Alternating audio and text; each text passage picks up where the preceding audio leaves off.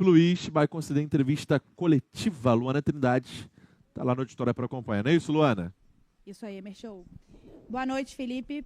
Luana Trindade aqui da Flá TV. Primeiro, parabéns pela vitória. Antes de mais nada, eu queria até exaltar o seu trabalho. São 13 jogos à frente do Flamengo, com 8 vitórias, 4 empates e uma única derrota. Inclusive, o time está há 10 jogos sem perder.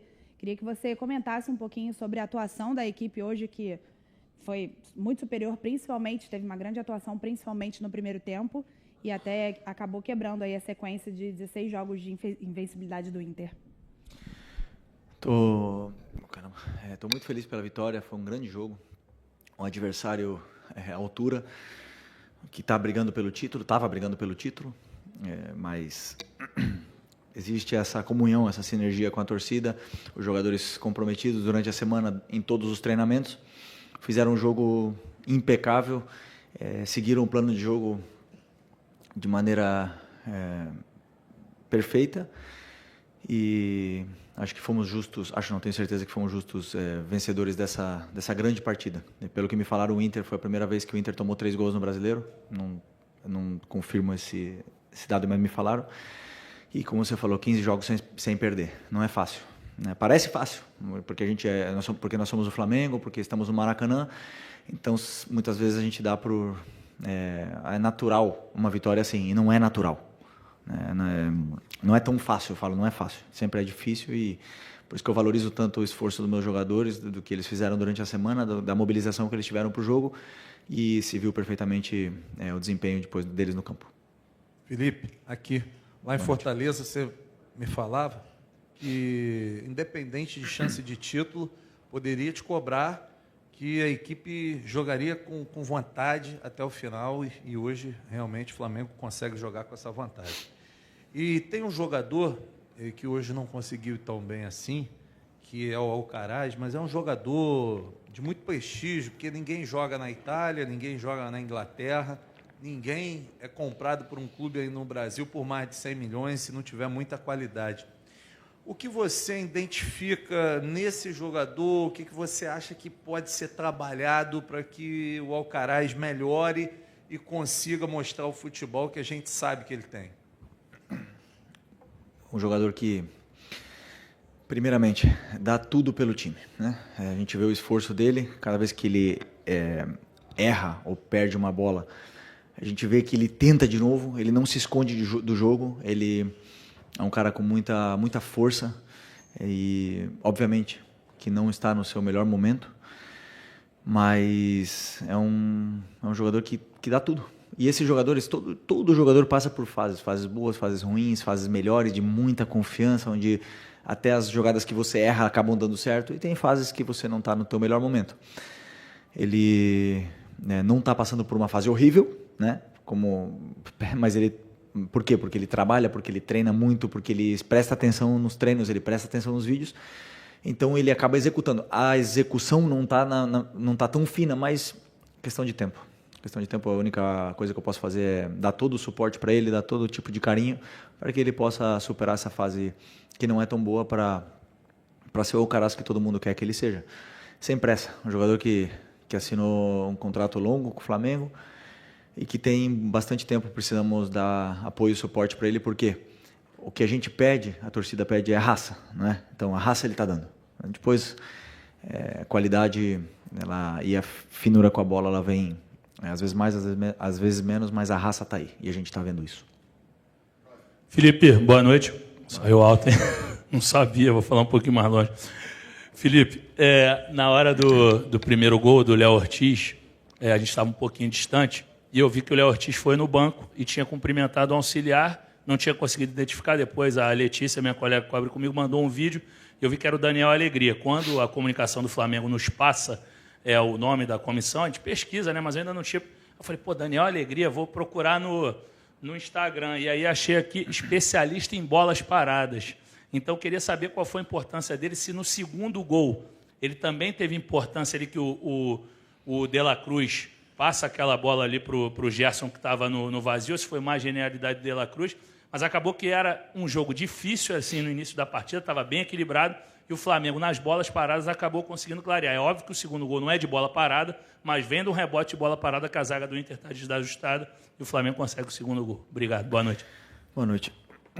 Já repito, né? Eu penso que nós temos que sempre nos cercar de pessoas que nos ajudem, que nos aportem coisas, que nos façam crescer e te façam ser melhores, né? Então, claro que meu primeiro pensamento sempre foi juntar uma comissão forte e me complementar aonde eu não tenho, ou eu preciso de ajuda, né? Então, o primeiro caso foi do Ivan, que já falei para vocês dele, e o Alegria tá totalmente imerso na bola parada, é o cara que desenha toda a bola parada, que analisa, que faz as jogadas, que me passa tudo, vemos juntos e decidimos a melhor estratégia para a bola parada do jogo. Aonde, como você bem falou e frisou, a bola parada tem um fator muito importante no jogo, porque às vezes o jogo está bloqueado, como o jogo do Fortaleza foi, por exemplo, um jogo bloqueado, um jogo difícil, que por mais que a gente tenha chances, não foram chances claríssimas de gol,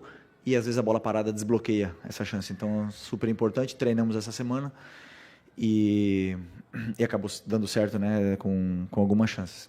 Então, eu acho que é fundamental ter gente na comissão que pudesse ajudar em todos os sentidos. E o segundo gol foi do quê? De lateral? De falta? Não.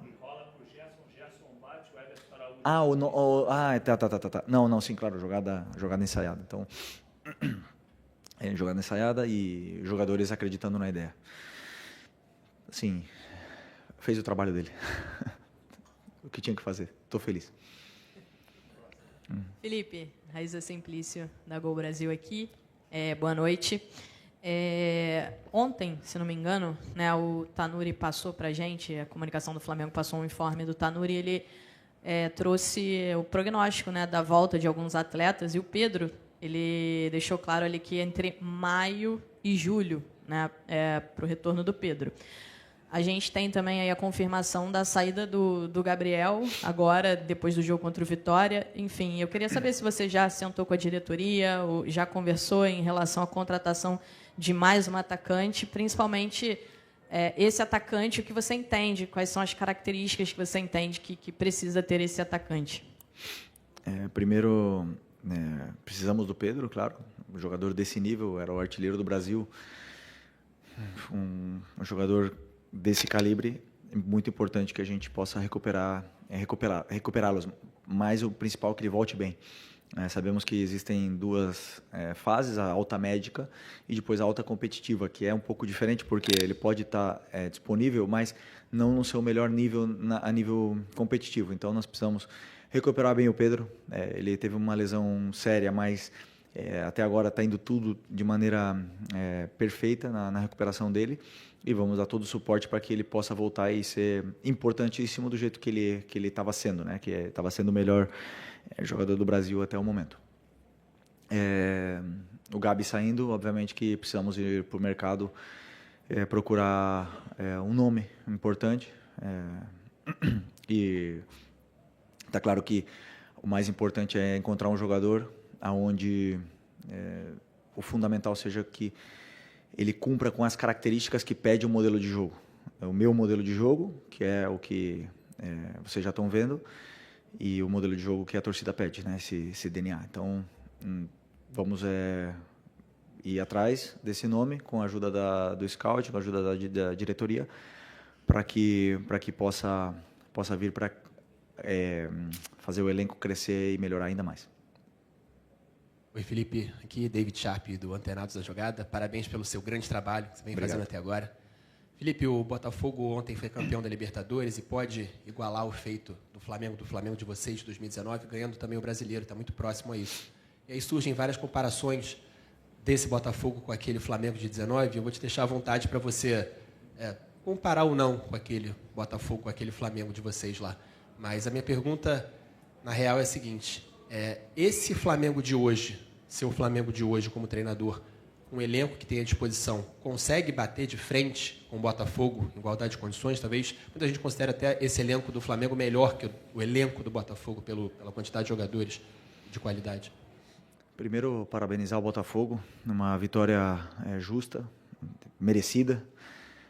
parabenizar o Atlético Mineiro por ter chegado em 2 finais. Não é fácil, né? A gente muitas vezes pode falar que são os perdedores, mas não é assim, né? Eu posso te garantir que eu gostaria muito de estar nessa final. Gostaria muito. E é bom que a gente possa sentir essa dor de não estar na final, porque nos motiva a querer estar nessa final do ano que vem. Né? E ver de casa não é bom. Então, parabéns para os dois. Fizeram uma grande temporada. Independente, só um vai sair vencedor, né? Então, por muitas pessoas podem chamar de fracasso, mas na minha visão não é, porque eu sei a dificuldade que é chegar numa final de Libertadores. E merecido também a campanha que eles estão fazendo, um time praticamente novo, né? Quase todo o elenco foi contratado esse ano, a maioria dos jogadores, um investimento muito alto e faz crescer ainda mais o nível do Campeonato Brasileiro e do Campeonato Sul-Americano. Eu acho muito injusto, né? As comparações não são justas. O futebol é outro, os jogadores são outros. Cada ano que passa, o futebol evolui e nós fomos os melhores de 2019, naquela época, e o Botafogo está sendo o melhor de 2024. Né? O Campeonato Brasileiro é o campeonato mais difícil e eles estão numa grande temporada, merecido. Mas vamos lá, são 4. Eu sempre penso assim: todo mundo começa com os clubes da Série A começam com a possibilidade de disputar 4 títulos no ano. O estadual, o brasileiro, a Copa do Brasil e a Libertadores. O Flamengo conseguiu conquistar 2 desses 4, né? E o Botafogo provavelmente vai conquistar os 2. Claro que são de importâncias diferentes, mas na minha visão é isso. E esse grupo de jogadores conseguiu manter, né, a ambição até o final. E eu sim penso que o meu elenco é muito qualificado. O meu elenco é um dos mais fortes da América, se não o que mais. E por mais que outros times possam chegar em finais ou conquistar, eu acredito cegamente nos meus jogadores e no elenco que eu tenho na mão. Já falei para vocês, nunca dou desculpa enquanto a isso, porque, na minha opinião, eu tenho o melhor elenco. Boa noite, Felipe. Bruna Medeiros, do Disflá. O Flamengo teve uma superioridade muito grande no primeiro tempo, né? E talvez tenha até sido os melhores 45 minutos no seu comando, pelo menos na minha visão. Mas no segundo tempo, né, mudou muito o cenário ali, o Internacional conseguiu diminuir, quase empatou o jogo, teve até algumas oportunidades. Queria que você explicasse um pouquinho essa diferença de um tempo para o outro. Obrigada. Então, feliz pelo primeiro tempo. Foi um primeiro tempo perfeito. O nível de plano de jogo saiu à perfeição, tanto a nossa fase defensiva como a fase ofensiva. Os jogadores estavam em todo momento onde tinham que estar, com uma liberdade grande, né, de movimentos e de relações curtas entre eles. Os ataques ao espaço estavam acontecendo da maneira que planejamos e o plano de jogo saiu à perfeição. Né? Desbloqueamos o jogo com uma bola parada, fizemos 3-0 e o time não baixou em nenhum momento. Então fomos para o intervalo com essa vantagem grande e a mensagem foi para a gente continuar atacando, continuar sendo verticais. E antes de tomar o gol, tivemos 2 ou 3 chances claras de gol. Então, o nosso time não voltou mal para o segundo tempo. Nosso time voltou bem para o segundo tempo. E aí o Inter faz um gol. Né? Porque nós estamos falando do terceiro, que até o momento era o terceiro colocado do Campeonato Brasileiro. E eles fizeram um gol. E claro que é um grande time. Claro, tem Alan Patrick no outro lado. Tem o Thiago Maia, que estava aqui no Flamengo, do outro lado. Tem o Valência, que estava do outro lado. O Wesley, que é um dos melhores pontas do Brasil, do outro lado. Obviamente que o Bernabé, que talvez tenha sido um dos melhores laterais desse ano no Campeonato Brasileiro. Então, obviamente que é difícil jogar contra um time assim. E eles acabaram fazendo o segundo gol. Né? O segundo gol teve toda essa polêmica, mas acabaram fazendo o segundo gol e o time soube sofrer, soube se defender até o final. Ainda assim, tivemos outras chances, tivemos para tentar fazer o 4-2, ou não fizemos, e a vitória para mim os 3 pontos têm o mesmo sabor. Né? Claro que queria 3-0, queria 4-0, mas existe uma parte do futebol que o outro time também joga. Souberam nos pressionar no final e o nosso time soube defender e saímos com a vitória merecidamente. Boa noite, Felipe. Vinícius Sacramento, MS Web Rádio. Eu gostaria que você projetasse o confronto contra o Criciúma, já que na quarta-feira você não vai ter o Gerson e não vai ter o De La Cruz suspensos contra um adversário perigoso que vai fazer seu último jogo em casa, está na zona de rebaixamento e precisa muito desse resultado. O que o torcedor pode esperar do seu confronto contra o Criciúma lá na quarta-feira? Pode esperar o que eles estão, que os nossos jogadores falem no campo. É a única coisa que eles podem esperar, que a gente possa ir para Criciúma com os jogadores que estão muito bem, trabalhando, estão com confiança, foram campeões, querem jogar, querem continuar melhorando, querem competir entre eles, estão treinando forte. Vamos para Criciúma para fazer um jogo do mesmo nível que fizemos de hoje, fizemos o mesmo nível que fizemos no Cuiabá, contra o Fortaleza, e tentar vencer, que essa camisa ela exige vencer, vencer, vencer. Então, assim, não tenho nada a prometer, senão trabalho, preparar bem um jogo contra o Criciúma. É um adversário que vem numa fase que não é tão boa, está no rebaixamento, joga com nervosismo, e a gente tem que jogar com as nossas armas para poder vencer. Boa noite, Felipe. Aqui, boa noite. Gabriel Alfa, canal Paparazzo Rubro Negro. Felipe, nessa semana a gente vai ter o sorteio do Mundial de Clubes, lá nos Estados Unidos, que o Flamengo vai ser representado pelo presidente Rodolfo Landim e por um legend, que é o Diego Ribas. Eu queria saber se te animaria a possibilidade de no futuro, você ter o Diego Ribas com você, seja na comissão técnica ou no departamento de futebol no geral, e se você puder falar também sobre a expectativa para esse sorteio, quanto pode ser importante para o caminhar do Flamengo nesse Mundial. Obrigado. O sorteio, para mim já é uma honra poder disputar esse Mundial. Isso quer dizer que a gente fez bem as coisas nos anos anteriores, que nós somos um dos participantes desse Mundial, Super Mundial de Clubes.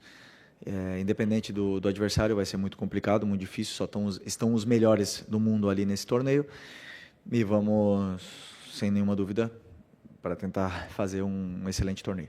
Sobre o Diego, grande amigo, um dos melhores amigos que eu tenho na minha vida, e sei do qualificado que ele é, do inquieto e um cara que está sempre querendo melhorar, sempre aprender, sempre evoluir.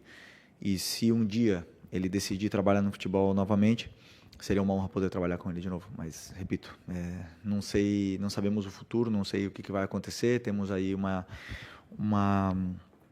eleição pela frente que não depende de mim, não depende de nada. A única coisa que eu posso focar é na equipe. Então, as pessoas que estão agora estão ajudando muito, e as pessoas que estarão no ano que vem não é uma coisa que me preocupa nesse momento. Aqui, Felipe, boa noite. Marcos Martins, do canal da QSRN. Queria te perguntar sobre uma mudança de posicionamento no jogo de hoje envolvendo o Bruno Henrique e Michael. Na partida contra o Fortaleza, Michael inicia pelo corredor central e o Bruno aberto pela esquerda. Para a partida de hoje, ao contrário, Bruno por dentro e Michael aberto. Queria te perguntar primeiro o motivo dessa modificação e também se você observou que o rendimento de ambos foi melhor em comparação com o jogo contra o Fortaleza. Vou pedir desculpa porque não vou detalhar, tá? Porque tem muita estratégia envolvida nessa mudança, muito detalhe fino sobre o plano de jogo, então prefiro não abrir, mas simplesmente posso te dizer isso, que foi por uma estratégia, pela estratégia do jogo e pelo plano que nós tínhamos em função do nosso adversário que vinha pela frente. Pelo jogo contra o Fortaleza, para mim o Bruno Henrique fez um excelente jogo, né? O Marinho teve muita dificuldade em marcar ele, e o Michael também criou muito perigo, ajudou muito na pressão, e simplesmente faltou o gol naquele jogo contra o Fortaleza. E hoje os dois foram muito bem, também porque seguiram à perfeição o plano de jogo, como eu falei, acreditaram no que passamos para ele e acabou dando certo. Boa noite, Felipe. Vinícius, canal Vini Rubro Negro. Por conta das lesões, o De La Cruz acabou não sendo uma peça tão importante assim na conquista da Copa do Brasil, por exemplo. Foi um jogador que, desde que você chegou, você teve até uns jogos com ele, mas não foi aquele jogador crucial que poderia ser no meio-campo. Hoje ele entrou, fez a sua primeira partida como titular depois da lesão e deu uma assistência, criou outras boas chances. Queria saber o que você espera do De La Cruz para 2025 e a importância de ter um meio-campo com grandes jogadores como Gerson, De La Cruz, Arrascaeta e até o Alcaraz. Permita-me discordar, o De La Cruz foi muito importante para mim na Copa do Brasil, muito importante. Primeiro jogo contra o Corinthians aqui, fez um jogo perfeito. Segundo jogo na volta, se esvaziou até machucar. Um cara que não pediu para sair, estava com dor, estava provavelmente já com uma lesão e jogou tudo que aguentou. E ele fez parte do processo onde o Everton melhorou e cresceu também. Porque quando um jogador está fora, no caso do Everton, e vê Eric e vê De La Cruz jogando, ele também aprende.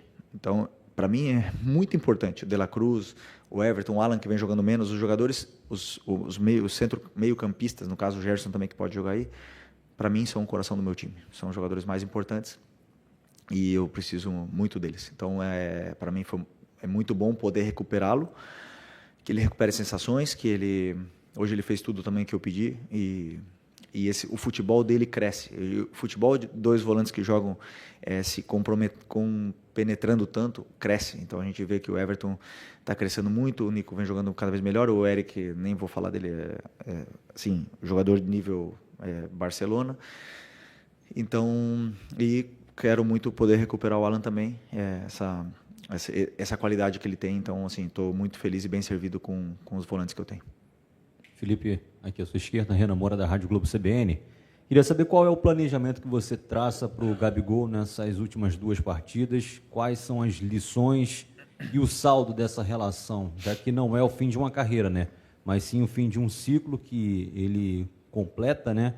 Deixando aí a alcunha de um ídolo com a grandeza de um clube como o Flamengo. O Gabi, todo mundo sabe o carinho e o amor que eu tenho por ele. O cara que eu quase considero como um filho, né? Mas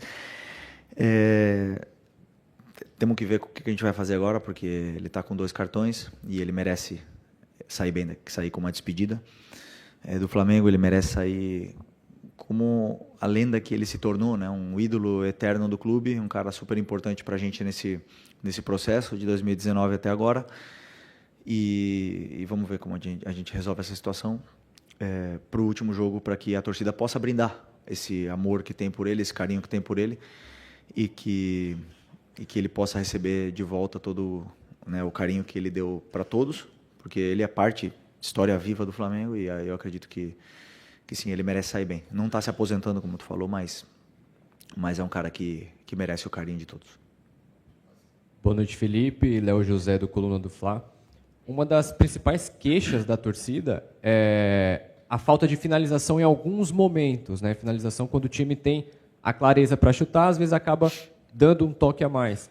Contra o Cuiabá, aí vai uma visão pessoal, contra o Cuiabá eu notei que faltou um pouco mais de finalização certa em alguns momentos. Contra o Fortaleza também. Aí vou dar o exemplo do Michael. Contra o Cuiabá ele conseguiu driblar 2 vezes lá a zaga, né, do Cuiabá em 2 jogadas e não finalizou. E agora contra o Fortaleza também aconteceu algo semelhante, só que nesse jogo agora nesse jogo de hoje, contra o Inter, o Michel chutou e fez os 2 gols. Houve alguma orientação durante a semana, alguma indicação especial para que o Flamengo chutasse mais? Vamos lá, eu sempre penso que criar é mais difícil do que destruir. Essa é a minha visão. Então, quando você cria chances, você cria essa sensação de perigo, muitas vezes o último passe, ele não sendo bom, ele não dá a chance clara de gol. Mas está ali. A chance, ela está ali. A chance criada. E nós estamos tendo isso, né? Então, depois você falou que se refere a que o Michael, por exemplo, não falta finalizar ou alguma coisa assim. Eu sou um cara muito detalhista, então eu vou para casa, eu vejo o jogo de novo, eu vejo os treinos de novo. Eu vejo se realmente ele poderia ter finalizado. E eu, até hoje, o Misha, assim, não teve uma chance clara realmente na frente do goleiro que ele não tenha finalizado. Sempre tem uma perna a mais que ele quer tirar para poder chutar. Ele quer limpar um pouco mais a jogada e quer chutar, mas é um cara que cria muito pro time, ele dá muito perigo, é muito difícil marcar o Michael, é um cara que se desmarca o tempo todo, ele tá atacando espaço, ele vem no pé, ele faz contra-movimentos, então ele cria muito, e por incrível que pareça, hoje criamos e fizemos 3 gols, né? Fizemos 3. No outro jogo, as outras perguntas foram que o time cria e não faz, e eu falei, é a mesma coisa, tem hora que a bola vai entrar e tem hora que a bola não vai entrar. Depende do dia, depende do adversário, depende da chance ou do momento do jogador, depende de tudo isso. Mas que o time está criando muito. Meu objetivo é que crie o dobro. A única coisa que eu posso fazer para os jogadores se sentirem com mais confiança é que criem o dobro do que estão criando agora. É a única coisa que está no meu controle. Depois, dentro do campo, a qualidade é deles. Okay. Professor, última pergunta aqui. Beleza. Boa noite, Felipe. Sidão Marinho da Litoral News. queria voltar no assunto do Super Mundial do ano que vem, porque você pode ter um grupo com o Simeone, do Atlético de Madrid, e quem sabe o Jorge Jesus, do Al Hilal. Claro que é sorteio, né? Não tem como adivinhar, mas você gostaria dessa possibilidade? Queria que você aprofundasse um pouco mais no objetivo do Flamengo dentro dessa disputa. Tem 3 equipes do Rio de Janeiro, se isso também pode mexer um pouco mais com essa rivalidade da performance da equipe, e se é possível para uma equipe brasileira sonhar com o título desse Super Mundial, na sua visão. Obrigado. São muitas perguntas dentro da pergunta, mas eu vou primeiro, assim, claro que quando o Flamengo vai para uma competição, vai para ganhar. A gente nunca vai, vamos lá para passar da fase de grupos. Não, temos que ser realistas. Então, Bayern de Munique, Barcelona, Real Madrid, então, todos os times lá que têm um poder econômico, então os melhores jogadores do mundo nesses clubes. É fácil? Não é. Não existe nada fácil. A Libertadores não é fácil, o Brasileiro não é fácil e tudo mais, mas tudo pode acontecer. E nós temos, claro que, botar a camisa do Flamengo e ir para ganhar o jogo que vier pela frente. Sobre se vier o Atlético, o Al Hilal, a única vantagem é que eu conheço eles e eles não conhecem tanto, não me conhecem tanto os bastidores, mas eu conheço os bastidores deles. Mas no final das contas, quem joga são os jogadores. E quem faz a diferença são eles. Então, o time do Atlético de Madrid está num grande momento e eu penso que vai ganhar o Mundial quem tiver no melhor momento. Então, agora não adianta nada a gente poder falar do Mundial ou não, porque o Fluminense não está num bom momento. Mas até junho pode estar num grande momento. E pode acontecer ao contrário com o Botafogo, ou com o Real Madrid, ou não sei, com qualquer outro clube. Então, é muito cedo para falar do Mundial. Tem muita coisa ainda pela frente. E a única coisa que eu posso repetir é que é um privilégio estar lá. Valeu. Muito obrigado.